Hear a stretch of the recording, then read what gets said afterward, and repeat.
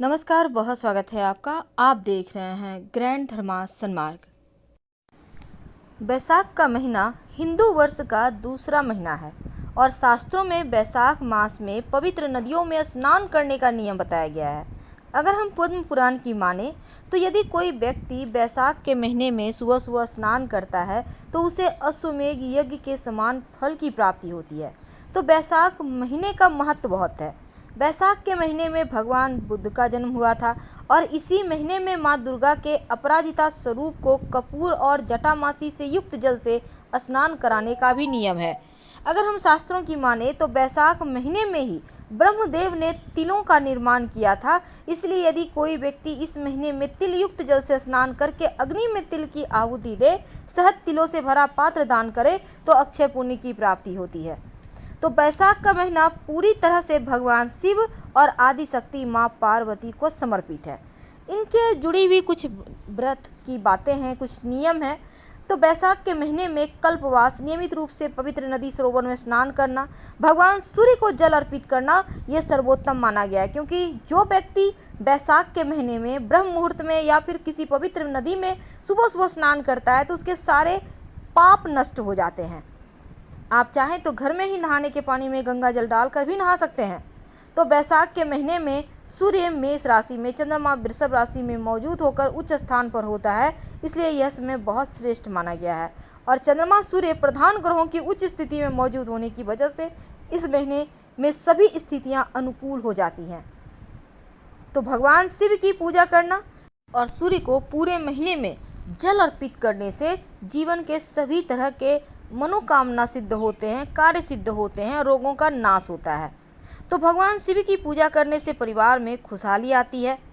क्या है पूजन विधि? देखिए, सुबह सुबह जब आप स्नान वगैरह कर लें तब एक लोटा जल में एक चुटकी रोली, एक चुटकी अक्षत, एक चुटकी काला तिल डालकर भगवान सूर्य को अर्पित करें। पूरे महीने आप तिल डालकर अर्पित करें। और भगवान शिव जी के मंदिर में भी आप जाकर शिव जी को घी और थोड़ा केसर मिलाकर आप दीपक जलाएं, चंदन की धूप जलाएं और साथ ही बिल्वपत्र, लाल पुष्प अर्पित करें तो शत्रु विरोधी शांत रहेंगे। भगवान सूर्य को जल अर्पित करने से कुंडली के हर ग्रह यानी कि सारे के सारे ग्रह मजबूत हो जाते हैं। वैसे तो भारतीय संस्कृति में देवताओं का पूजा पाठ का महत्व है और शास्त्रों के मुताबिक देवताओं की संख्या 33 कोटि है। लेकिन जो देवता दो हैं वो प्रमुख हैं जो पृथ्वी पर हर रोज दिखते हैं, यानी सूर्य और चंद्रमा। तो हमारे पौराणिक समय से ही सूर्य और चंद्रमा का पूजा करने का विधान है। तो सूर्य को जल अगर आप अर्पित करते हैं तो उसके फायदे क्या हैं, और रविवार के दिन अगर आप खास कर अर्पित कर रहे हैं तो क्या डालकर अर्पित करें कि जीवन के हर क्षेत्र में तरक्की मिले। देखिए, भगवान सूर्य को जब आप अर्पित करते हैं जल तो आपकी आंखें स्वस्थ रहती है। जल देते समय अगर आप जल पात्र को सिर के सामने रखें और गिरते हुए जल से आप अगर सूर्य को देखें तो नेत्र की जो दोष होते हैं ना वो समाप्त हो जाते हैं। अगर आपकी जन्म कुंडली में सूर्य लग्न से 12वें या दूसरे घर में हो तो आंखों की परेशानी होने की संभावना होती है। इसलिए सूर्य को जल रोज आप अर्पित करें। लेकिन सूर्य को जल अर्पित करने से आपकी नौकरी में भी उन्नति होती है, आपका कॉन्फिडेंस बढ़ता है, आपके जो उच्चाधिकारी वो आपसे प्रसन्न रहते हैं और सूर्य को जल अर्पित करने से आपके पिता का साथ मिलता है। क्योंकि सूर्य को राजा, राजकीय क्षेत्र, पिता, नौकरी में अधिकारी का कारक माना गया है। तो सूर्य को जल देने से आपके हर क्षेत्र में आपकी तरक्की होती है और कुंडली के हर एक भाव प्रबल रूप से मजबूत हो जाते हैं। लेकिन सूर्य को जल अर्पित करने का सही तरीका क्या है, कौन सा लोटा यूज करेंगे, ये भी सवाल है। देखिए, लोटा तो वैसे आप तांबा का यूज करें तो बहुत अच्छा, नहीं तो आप पीतल का लोटा भी यूज कर सकते हैं।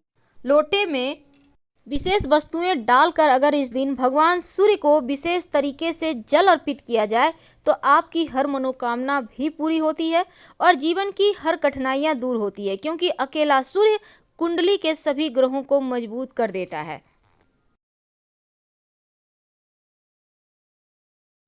से बताएंगे कि जब आप सूर्य का तांत्रिक मंत्र का जप करते हैं सूर्य को जल देते समय, तो उसके विशेष फायदे आपको कैसे मिलते हैं और जीवन की समस्त मुश्किलों से आप कैसे आसानी से बाहर आ जाते हैं।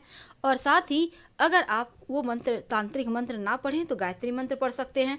आप ओम आदित्याय नमः का जप कर सकते हैं। गायत्री मंत्र तो हर किसी को पता है। और आप कोई भी मंत्र पढ़ें, पर पढ़े जरूर, क्योंकि मंत्र में जो शक्ति है वो आपको जीवन के कठिनाइयों से बाहर निकलने में मदद करेगा। वैसे ओम घृणी सूर्याय नमः इस मंत्र का भी जप कर सकते हैं, या फिर गायत्री मंत्र ओम भूर्भुवः स्वः तत्सवितुर्वरेण्यं भर्गो देवस्य धीमहि धियो यो नः प्रचोदयात् इसका भी जप कर सकते हैं। लेकिन एक बात याद रखिए, सूर्य को कभी भी बिना स्नान किए अर्घ्य मत दीजिएगा। और साथ ही अगर आप सूर्य को रोज जल अर्पित करें तो ये सर्वोत्तम होगा।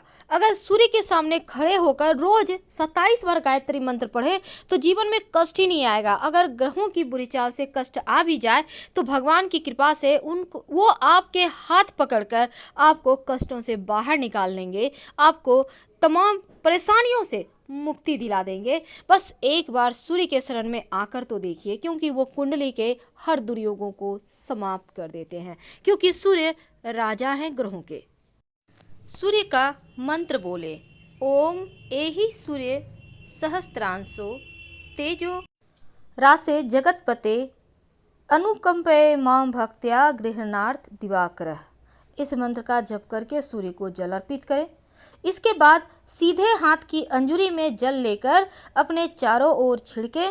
फिर जहाँ पर आप खड़े हैं वहीं पर आप खड़े होकर हनुमान चालीसा पढ़े। लेकिन अगर पितृदोष हो तब पितृदेवों के निमित्त उनको प्रसन्न करने के लिए लोटे में सूर्य को जल अर्पित करने के बाद 1 लोटा जल में 1 चुटकी काला तिल डालकर आप दक्षिण दिशा की तरफ पितृदेवों के निमित्त जल अर्पित कर दें।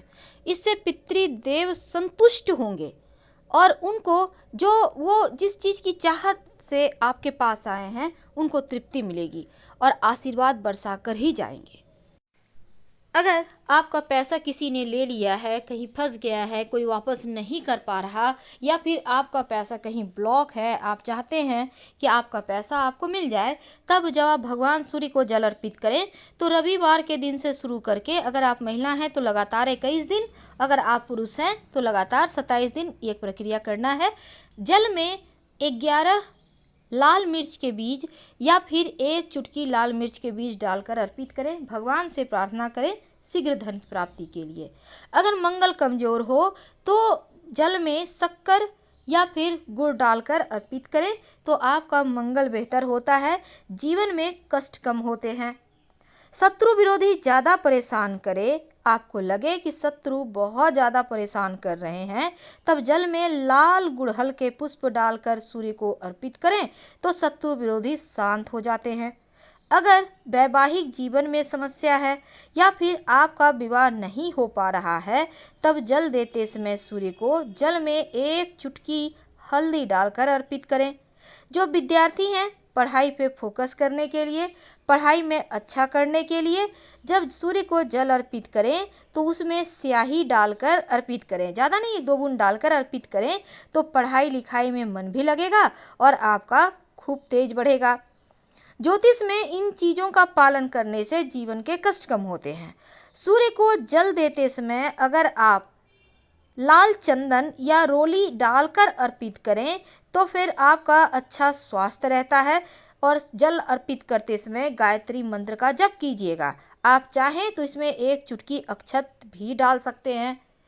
जब जीवन में लगे कि कष्ट ज़्यादा हो रहा है, जीवन में आप चाहते हैं कि सभी ग्रह आपके अनुकूल ही फल दे, सभी ग्रह को प्रसन्न करने की बजाय अगर आप सिर्फ सूर्य की आराधना करें तो आपका भाग्य उदय होने लगता है। कुछ लोगों के ग्रह दोष खराब होने के कारण जीवन भर उन्हें दुर्भाग्य का सामना करना पड़ता है और कड़ी मेहनत करने के बाद भी सफलता नहीं मिलती। तो रविवार के दिन 9 ग्रहों के अधिपति हैं जो सूर्य, उनका ही दिन है और इस दिन छोटा सा प्रयोग जरूर करें। वैसे इस दिन तंत्र शास्त्र में धन प्राप्ति के लिए एक रामबाण उपाय बताया गया है जो कि आपके जीवन को के जो दुर्भाग्य हैं उनसे छुटकारा आपको दिलाएगा। एक छोटा सा प्रयोग करें। क्या करेंगे? देखिए, रविवार के दिन सूर्योदय से 1 घंटा पहले उठिए, स्नान वगैरह कर लें। अब ओम गृणी सूर्याय नमः, ओम गृणी सूर्याय नमः 108 बार जप करें और अपने सामने की स्टील या चांदी के बर्तन में आप जल में थोड़ा सा दूध डालकर रखिए। जब मंत्र 108 बार पूरा आप जप लें, फिर आप उस जल को भगवान सूर्य को अर्पित कर दें। तो ऐसा करने से आपकी सभी मनोकामनाएं पूर्ण हो जाती। अगर उतना ना भी कर पाए तो सिर्फ 1 लोटा जल में 1 चुटकी हल्दी या फिर रोली डालें। इसके साथ 1 चुटकी अक्षत, काला तिल, थोड़ी सी मीठी वस्तु। अगर तांबे का लोटा है तो लोटे में मीठी वस्तु न डालकर हाथ में लेकर अर्पित कर दें और फिर जल अर्पित करें तो उत्तम रहेगा।